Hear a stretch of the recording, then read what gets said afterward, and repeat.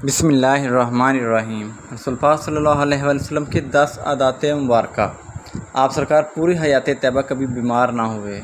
Number 1، صبح جلدی اٹھنا۔ رسول پاک صلی اللہ علیہ وسلم صبح بہت جلد اٹھ جایا کرتے تھے، بلکہ ایسی کوئی روایت نہیں ملتی کہ آپ سرکار کی تہجد بھی کبھی قضا ہوئی ہو۔ سورج نکلنے سے کچھ وقت قبل اور 1 گھنٹہ بعد تک کا وقت آکسیجن سے بھرپور وقت ہوتا ہے۔ آج سائنسی تحقیق کی بنیاد پر بھی صحت کے اعتبار سے 24 گھنٹوں میں یہ بہترین وقت ہوتا ہے کہ جس میں آپ کو زیادہ سے زیادہ آکسیجن لینے کا موقع ملتا ہے، جو کہ آپ کی صحت مند زندگی کے لیے ایک بہترین مفید عمل ہے۔ نمبر 2، آنکھوں کا مساج۔ صبح نیند سے اٹھنے کے بعد رسول پاک صلی اللہ علیہ وسلم آنکھوں کا مساج فرمایا کرتے تھے۔ باڈی کا پورا نظام 11 سسٹم پر مشتمل ہوتا ہے۔ نیند سے اٹھنے کے بعد یہ سسٹم بحال ہونے میں 11 سے 12 منٹ لیتا ہے۔ اگر آپ آنکھوں کا مساج کرتے ہیں تو یہ سسٹم 10 سے 15 سیکنڈ میں فوراً بحال ہو جاتا ہے۔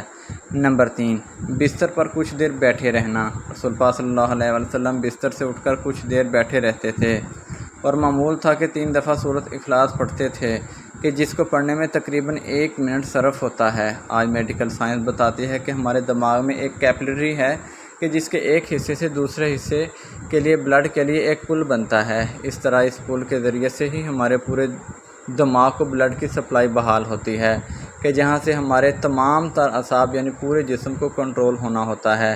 اگر کوئی شخص صبح بیدار ہونے پر اچانک اٹھ کر چل دے جبکہ ابھی برین میں بلڈ کی سپلائی بحال نہیں ہوئی، تو اس شخص کو یہاں برین ہیمریج ہو سکتا ہے، یا وہ برین کے کئی دوسرے پیچیدہ مسائل کا شکار ہو سکتا ہے، کہ جس میں اچانک جسم کے کئی حصوں میں مفلوج ہونا فالج بھی شامل ہے۔ جبکہ اگر وہ صرف 1 منٹ بیٹھا رہے کہ اس کے دماغ میں بلڈ کی سپلائی بحال ہو سکے، تو بہت سے پیچیدہ مسائل سے بچ سکتا ہے۔ یہ باقاعدہ ایک سائنس ہے، اور اس ایک حدیث مبارکہ کے پیچھے بہت سے پروفیسرز ڈاکٹر کی ریسرچ شامل ہے، کہ جس میں غیر مسلم ریسرچرز نے بھی اتفاق کیا ہے کہ ہمیں محمد صلی اللہ علیہ وسلم کی اس سنت کے مطابق صبح اٹھنے کے بعد بیڈ پر کچھ دیر بیٹھے رہنا چاہیے۔ اس کا فائدہ یہ ہے کہ دماغ پوری طرح سے ایکٹیو ہو کر ہمارے جسم کی بھرپور رہنمائی کے قابل ہو جاتا ہے۔ اس سنت مبارکہ پر جہاں بہت بڑا اجر و ثواب ہے، وہاں صحت کا بہت بڑا راز بھی ہے۔ نمبر 4، کیلولا کرنا۔ آپ سرکار کی عادت مبارکہ تھی کہ دوپہر کے کھانے کے بعد 1 گھڑی کے لیے 20 سے 25 منٹ آپ صلی اللہ علیہ وسلم لیٹ جایا کرتے تھے۔ اس کا فائدہ یہ ہے کہ تقریباً 68% افراد میں جب وہ لنچ کرتے ہیں تو ان کا معدہ تھوڑی مقدار میں الکحل پیدا کرتا ہے۔ ایسے میں اگر انسان چل پھر رہا ہو تو وہ چکرا کر گر سکتا ہے، یا اس پر خمار کسی کیفیت طاری ہو سکتی ہے۔ یہی سبب ہے کہ آپ ہمیشہ دوپہر کے کھانے کے بعد اپنے آپ کو تھوڑا بوجھل سا محسوس کرتے ہیں۔ اگر ہم کچھ دیر لیٹ جائیں تو الکحل سے پیدا ہونے والے خمار کا ذہن پر زیادہ دباؤ نہیں آئے گا، اور وہ باڈی فنکشن کے لیے زیادہ فعال رہے گا۔ ہم کسی بھی طرح کے حادثے سے بچ سکیں گے۔ اس کے علاوہ بھی اس سنت مبارکہ پر عمل نہ کرنے کی صورت میں بہت سے صحت کے مسائل کا خدشہ رہتا ہے۔ چونکہ یہ بات آج تحقیقات سے ثابت شدہ ہے، اس لیے دنیا بھر کے ممالک میں بیشتر 1 سے 2 یا 3 بجے تک دوپہر کا وقفہ کیا جاتا ہے، تاکہ لوگ لنچ کے بعد کچھ کیلولا کر سکیں۔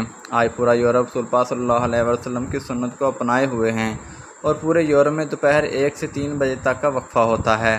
انہوں نے سنت مبارکہ پر ریسرچ کی، اپنایا، اور ہم سے کہیں بہتر صحت کا معیار رکھتے ہیں۔ نمبر 5، کھانے سے پہلے پھل نوش فرمانا۔ آپ سرکار ہمیشہ کھانا کھانے سے پہلے فروٹ نوش فرمایا کرتے تھے۔ آپ سرکار کی عادت مبارکہ تھی کہ آپ کھانے کے بعد بھی پھل نوش نہ فرماتے تھے۔ مختلف پھلوں میں 90 سے 99% تک پانی کی مقدار ہوتی ہے۔ آپ سرکار نے چونکہ کھانا کھانے کے بعد پانی پینے سے منع فرمایا ہے، جبکہ کھانے سے قبل پانی پینے کی ترغیب دلائی ہے۔ اس لیے مختلف پھل بھی چونکہ پانی کی بہت زیادہ مقدار رکھتے ہیں، اس لیے ان کو کھانا کھانے سے پہلے کھانے سے جسم اور خاص طور پر معدہ اور آنتوں کو توانائی ملتی ہے، کیونکہ کھانے کو ہضم کرنے میں معدہ اور آنتوں کا بہت اہم کردار ہوتا ہے، اور یہ عمل ان کی کارکردگی بڑھانے میں ان کے لیے مددگار ثابت ہوتا ہے، اور یہ بات بھی سائنسی مشاہدات سے ثابت شدہ ہے۔ فروٹ میں موجود غذائیت سے خالی معدے کو زیادہ فائدہ ہوتا ہے۔ نمبر 6، غذا کے بعد پانی نہ پینا۔ آپ سرکار کبھی بھی کھانے کے بعد پانی نہ پیتے تھے۔ آج علم و تحقیق سے جو باتیں سامنے آئی ہیں ان سے پتہ چلتا ہے کہ اس سنت مبارکہ پر عمل نہ کرنے کے اس قدر نقصانات ہیں کہ گمان بھی نہیں کیا جا سکتا۔ جب ہم کھانے کے بعد پانی پیتے ہیں تو کھانے میں جس قدر بھی فیٹس ہوتے ہیں وہ کھانے سے نکل کر معدے کے اوپر والے حصے کی طرف آ جاتے ہیں۔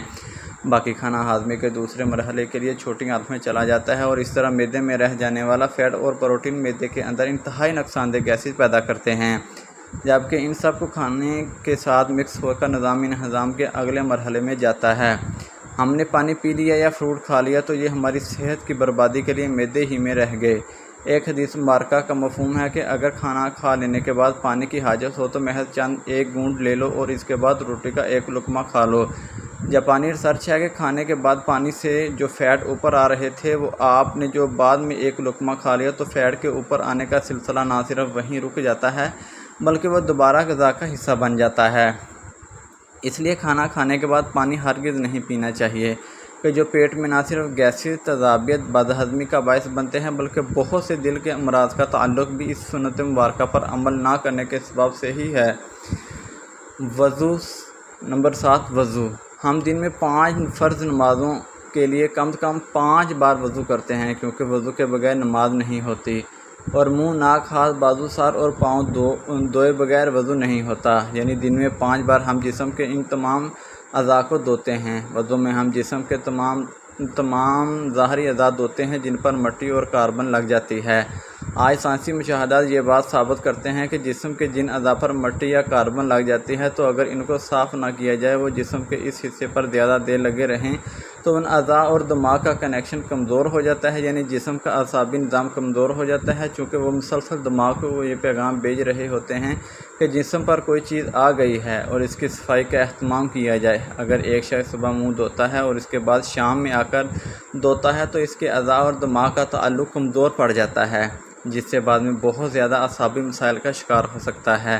اسلام کم سے کم دن میں 5 بار آپ کے اعضاء کی صفائی کا بندوبست کرتا ہے اور جمعے کے روز ناخن، زیر ناف اور بغلوں کے غیر ضروری بال کاٹنے سمیت مکمل صفائی کا اہتمام کرتا ہے۔ رسول پاک نے یہ نہ صرف ایسا کرنے کا حکم فرمایا بلکہ یہ سب آپ سرکار کی سنت مبارکہ کا حصہ بھی ہیں۔ جلد سونا۔ آپ سرکار کی ایک اور عادت مبارکہ یہ بھی تھی کہ آپ سرکار رات جلد سو جایا کرتے تھے۔ عموماً آپ سرکار نماز عشاء کے فوراً بعد سو جایا کرتے تھے، یعنی رات جلد سونا اور صبح جلد اٹھنا آپ سرکار کے معمولات میں شامل تھا۔ ہماری بایولوجیکل واچ جو کہ ہمارے پورے جسم کے نظام کو منظم کرتی ہے، جبکہ یہ باہر اندھیرا دیکھتی ہے تو آپ کے جسم کو سونے کا سگنل دیتی ہے۔ جسم کو تیاری کے لیے یہ 1.5 سے 2 گھنٹے کا ٹائم دیتی ہے کہ اس وقت آپ کو لازمی سونا ہے۔ نوٹ کیجئے کہ نماز مغرب اور نماز عشاء میں بھی تقریباً اتنا ہی دورانیہ ہوتا ہے۔ اس کا فائدہ یہ بھی ہوتا ہے کہ آپ کے جسم کے اندر بایولوجیکل واچ کے تحت ایک ڈاکٹر جاگ جاتا ہے جو آپ کے پورے جسم کی مینٹیننس کرتا ہے۔ اگر کہیں زخم آ گیا ہے اور اس کو ریپیئر کرے گا، اگر جگر یا کسی اور اعضاء میں کچھ مشکل ہے تو اس پر کام کرے گا، بلکہ سونے کے بعد سب سے پہلے جگر پر ہی کام ہوتا ہے۔ اور جو جگر کے مریض ہیں ان کے لیے یہ رائے بھی ہے جہاں وہ اپنا علاج کر رہے ہیں وہ اپنی جگہ، لیکن اپنی نیند کے نظام کو بہتر کر کے اپنے جسم کے ڈاکٹروں کو علاج کا موقع دیجیے اور پھر اس کے ثمرات دیکھیے۔ رات 10 بجے سے 12 بجے تک جگر اور اس کے ارد گرد کے اعضاء کی مینٹیننس ہوتی ہے اور اس کے بعد درجہ بدرجہ پورے جسم کی مینٹیننس ہوتی ہے، اور یہ عمل روزانہ کی بنیاد پر ہوتا ہے۔ اللہ رب العزت نے آپ کے جسم میں ایک آٹومیٹک نظام رکھا ہے اور یہ نظام تب کام کرتا ہے جب آپ جلدی سونے کی عادت اپناتے ہیں۔ عہدہ جہالت میں عربوں میں ایک رواج تھا کہ رات کے کھانے کے بعد ان کے ہاں شعر و شاعری اور کہانیوں کی محفلیں ہوتی تھیں جو رات گئے 2 بجے تک چلتی رہتی تھیں، اور اس ماحول میں آپ سرکار کا رات جلد سونا بھی ان کے نزدیک ایک قابل اعتراض عمل تھا۔ یہ تو عہدہ جہالت تھا، لیکن آج ماڈرن ایج کا دعویٰ کرنے والے ہم مسلمانوں کے ہاں بھی دیر تک جاگنے کی نہ صرف قابل اعتراض نہیں سمجھا جاتا بلکہ ایک حد تک تو قابل فخر بھی جانا جاتا ہے۔ عہدہ جہالت کی محفلوں کی جگہ آج ماڈرن انٹرنیٹ اور سیٹلائٹ ٹیکنالوجی نے لے لی ہے، لیکن جلد سونا رسول پاک صلی اللہ علیہ وسلم کے معمولات میں تھا، کیونکہ جسم کے اندرونی ڈاکٹر کی افادیت سے واقف تھے، اور یہی وجہ ہے کہ پوری حیات مبارکہ میں آپ سرکار ایک لمحے کے لیے بھی بیمار نہیں ہوئے۔ مسواک کرنا۔ آپ سرکار مسواک کو بہت زیادہ پسند فرمایا کرتے تھے اور خصوصاً دن میں 5 دفعہ ہر نماز میں وضو کے ساتھ تو ضرور اس کا اہتمام فرماتے تھے۔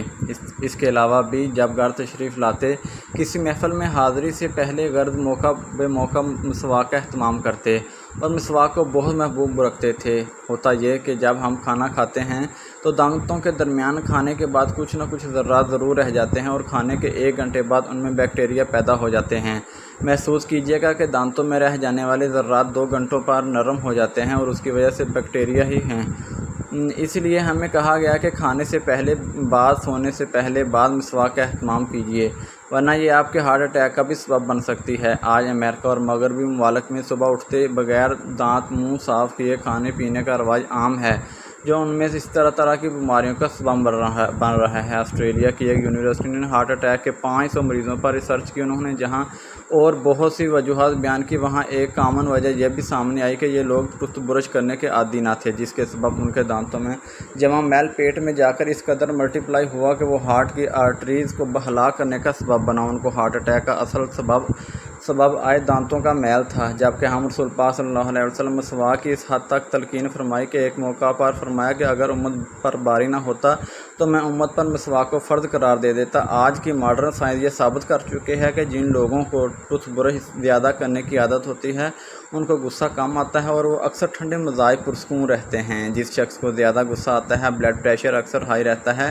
طبیعت میں بے چینی، تو وہ زیادہ سے زیادہ مسواک کیا کرے۔ 2-3 ماہ میں ہی وہ اس کے حیران کن معجزاتی اثرات پائے گا۔ ہفتے میں 2 روزے۔ آپ سرکار کے معمولات میں پیر اور جمعرات کا روزہ بھی شامل تھا اور آپ سرکار نے ان روزوں کو رکھنے کی ترغیب بھی دلائی، یعنی کہ ہفتے میں 2 روزے۔ آپ سرکار کا قول مبارک ہے کہ مسلمان 1 آنت میں کھانا کھاتا ہے جبکہ کافر 3 آنت میں، اور ہمیں نصیحت فرمائی کہ جب خوب بھوک لگے تو کھانا کھاؤ اور ابھی بھوک باقی ہو تو چھوڑ دو۔ یہ عمل آج جدید میڈیکل کی زبان میں آٹوفیگیا کہلاتا ہے۔ یہ انسانی جسم کو صحت مند رکھنے کا بہت عظیم راز ہے۔ ہوتا یہ ہے کہ جب ہم معمول کے مطابق اپنی ضرورت سے زیادہ کھانا کھاتے ہیں تو جسم میں ایکسٹرا پروٹین فیٹس اکٹھے ہو جاتے ہیں، جو کہ جسم کی ضرورت سے زائد ہونے کے سبب جسم میں زہر کا کردار ادا کرتے ہیں اور مختلف بیماریوں کا سبب بنتے ہیں۔ آج کی عام بیماریاں شوگر، کولیسٹرول اور بلڈ پریشر کا بنیادی سبب یہی ایکسٹرا فیٹس ہی بنتے ہیں۔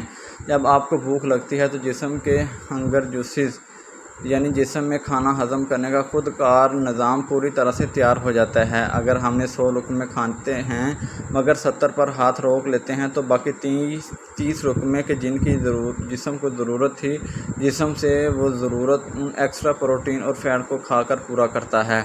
جسم اپنے خود کار نظام کے تحت اکٹھے ہونے والے زہر کو ختم کرتا رہتا ہے اور آپ صحت مند رہتے ہیں۔ اب جب 3 روز کچھ کوتاہی ہو گئی اور آپ نے پیر کو روزہ رکھ لیا تو دن بھر کے طویل روزے کے باعث آٹوفیگیا کے عمل کو ایکٹیو ہونے کا بھرپور موقع ملتا ہے اور 3 روز کی کوتاہی کو ریپیئر کر دیتا ہے۔ پھر 2 روز کے معمولات اور جمعرات کا پھر روزہ، جب یہ سنت رسول آپ کے معمولات کا حصہ بن جاتی ہے تو بیماری پیدا کرنے والے سیل آٹوفیگیا کا عمل ہفتے میں 2 بار دہرائے جانے کے باعث اکٹھے ہی نہیں ہو پاتے اور سدا صحت مند رہتے ہیں۔ آج ہم سائنسی تحقیقات پر بہت زیادہ یقین رکھتے ہیں۔ کیا ہم اس انتظار میں ہیں کہ سائنس رسول اللہ صلی اللہ علیہ وآلہ وسلم کی سنت مبارکہ کو پروف کرے تو ہم اللہ کے رسول صلی اللہ علیہ وآلہ وسلم کی سنتوں پر عمل کرنا شروع کریں گے؟ حقیقت یہ ہے کہ سائنس رسول اللہ صلی اللہ علیہ وآلہ وسلم کی سنتوں سے بہت پیچھے ہے اور آپ سرکار کی ساری حیات طیبہ سنتیں ہمارے لیے مشعل راہ ہیں اور انہی میں ہمارے لیے دنیا اور آخرت کی کامیابیاں اور راحتیں ہیں۔